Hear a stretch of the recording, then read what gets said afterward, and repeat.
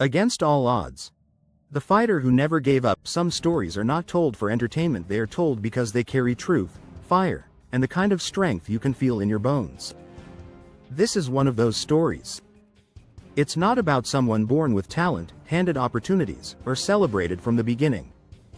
It's about someone who had every reason to quit, every excuse to surrender, and every obstacle placed in their path yet chose to keep moving forward. This is the story of a fighter. Not just in the ring, but in life. A person who fell countless times, was told, no, more than, yes, and faced failure face first, but who never gave up. This is, against all odds. The fighter who never gave up. The journey began in a forgotten corner of the city, a neighborhood marked by struggle, where dreams were often abandoned out of necessity. For most people there, survival was the goal. Dreams? They were luxuries. Our protagonist, let's call him Malik, was born into a life where nothing came easy. His father left when he was 5. His mother worked 2 jobs just to keep the lights on. There were nights when dinner was skipped, mornings where the cold water stung because the heat had been shut off, and school was less about learning and more about avoiding trouble. Malik wasn't born a fighter, but life made him one. The streets introduced him to pain early. Bullying, poverty, racism, and the unshakable feeling that he was always 2 steps behind everyone else. He was labeled a troublemaker in school, not because he caused chaos, but because he refused to be invisible. Teachers didn't expect much. Some gave up on him before he even had a chance to prove himself. But underneath the frustration and misbehavior was a burning restlessness, a need to channel the storm inside him into something that made sense. That something arrived the day Malik wandered into a local boxing gym. It was small, run down, smelled like sweat and old leather, but it had a heartbeat. A pulse, the sound of gloves hitting bags, the rhythmic squeak of footwork drills, and the focused silence between rounds. Malik watched wide-eyed, mesmerized by the way fighters moved like dancers with rage in their rhythm. He handed him a pair of worn-out gloves and said, "If you're serious, show up tomorrow." Malik showed up, not because he believed in himself but because he had nowhere else to go. At first, he was terrible, clumsy, off balance. Too wild, but he had something the others didn't. He never stopped. He showed up early, stayed late, took beatings in sparring but always came back. Slowly, Darnell saw what others had missed. Malik didn't have natural talent, but he had grit. Pure, raw grit. And that, the coach always said, was worth more than anything. Fighting wasn't just a sport, it became therapy. Every punch Malik threw was a release. A confession, a way to say, I'm still here. He trained through pain, through poverty, through heartbreak. He missed parties, skipped outings, turned down shortcuts. He was mocked for dreaming big in a place that punished ambition. People called him foolish. Said he'd never make it out. But he kept going. Because fighting gave him something no one else ever had: control. His amateur career started rough. Losses piled up. He was told he'd never go pro. That he was too raw, too reckless. But he learned, adapted, refined.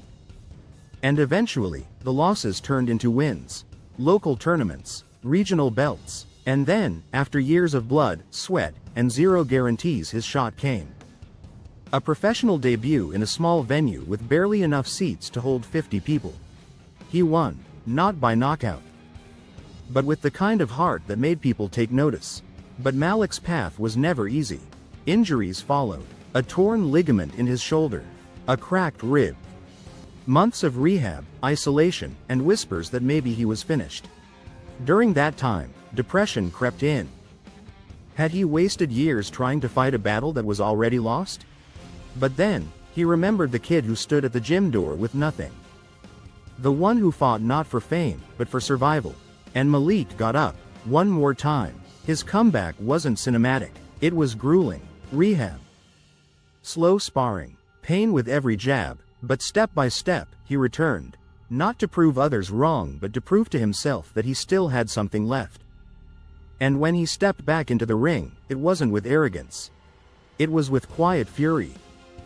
The hunger of someone who had seen the bottom and refused to stay there. Malik's story caught attention. Not because he was undefeated but because he was undeniable.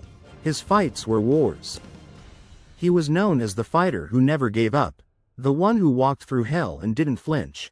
Interviews followed, features, headlines that read, "From the streets to the spotlight," and "The fighter built by pain." But Malik always reminded people his greatest fight wasn't against an opponent in the ring. It was against doubt, against despair, against the voice in his head that said, "You're not enough." Eventually, Malik won a regional title. He wasn't the most famous, the most stylish, or the richest, but his story resonated. Young fighters reached out. Struggling teens sent messages saying, "You made me believe again." He began giving back, hosting free workshops in his old neighborhood, opening a gym where no one was turned away, mentoring kids who had more anger than guidance. And when asked what kept him going through it all, Malik always says the same thing: "I didn't come this far to quit."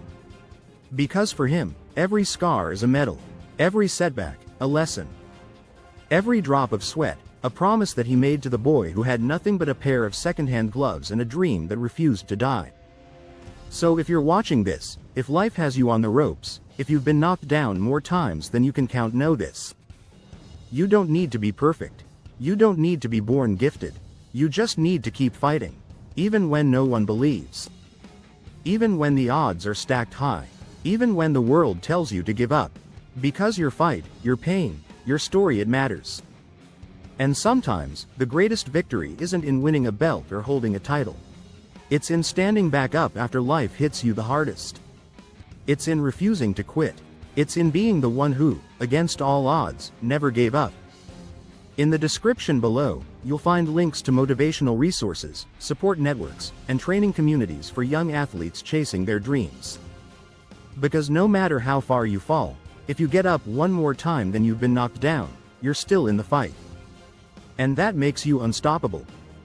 What do you think of our video? Let me know in the comments section below. If you enjoyed this video, make sure to hit that like button. Also, subscribe to our channel before you go. Thank you for watching.